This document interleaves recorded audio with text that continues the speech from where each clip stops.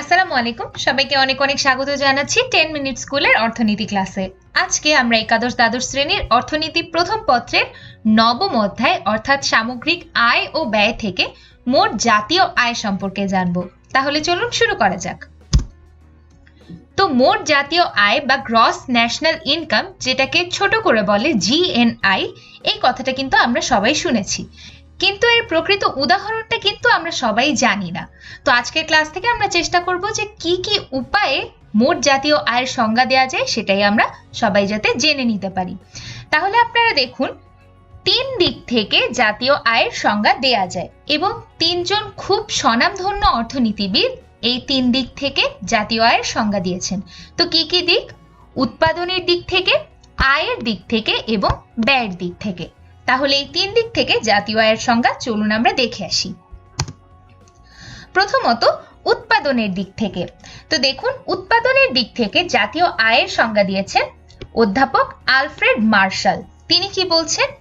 একটি আর্থিক বছরে একটি দেশ তার প্রাকৃতিক সম্পদ কাজে লাগিয়ে যে পরিমাণ চূড়ান্ত দ্রব্য ও সেবা উৎপাদন করে তার আর্থিক মূল্যের সমষ্টি হচ্ছে জাতীয় আয়।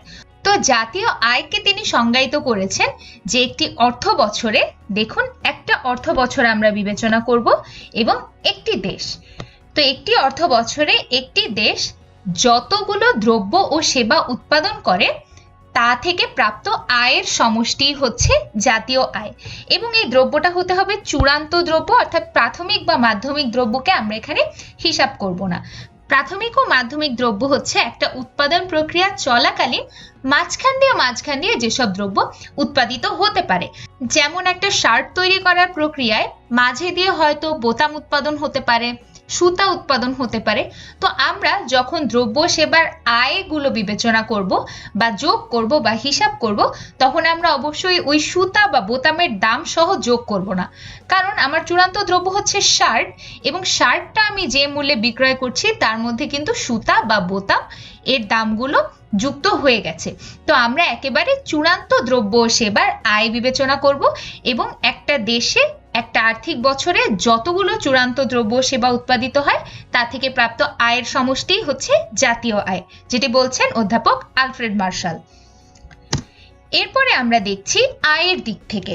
তো অধ্যাপক পিগু তিনি আয়ের দিক থেকে জাতীয় আয়ের সংজ্ঞা প্রদান করেছেন। তিনি বলছেন, উৎপাদনে নিয়োজিত হয়ে উৎপাদনের উপকরণ সমূহ অর্থাৎ ভূমি, শ্রম, মূলধন ও সংগঠন একটি অর্থ বছরে পারিশ্রমিক হিসেবে খাজনা, মজুরি, সুদ ও মুনাফা যে পরিমাণ অর্থ উপার্জন করে তাদের সমষ্টিকে জাতীয় আয় বলে।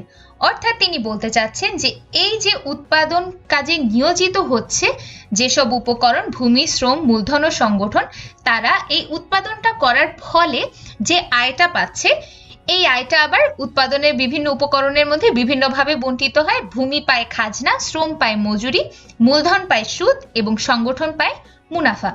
তো এই যে বন্টনটা হচ্ছে, এই সবগুলো উপকরণের আয়ের সমষ্টি হচ্ছে জাতীয় আয়।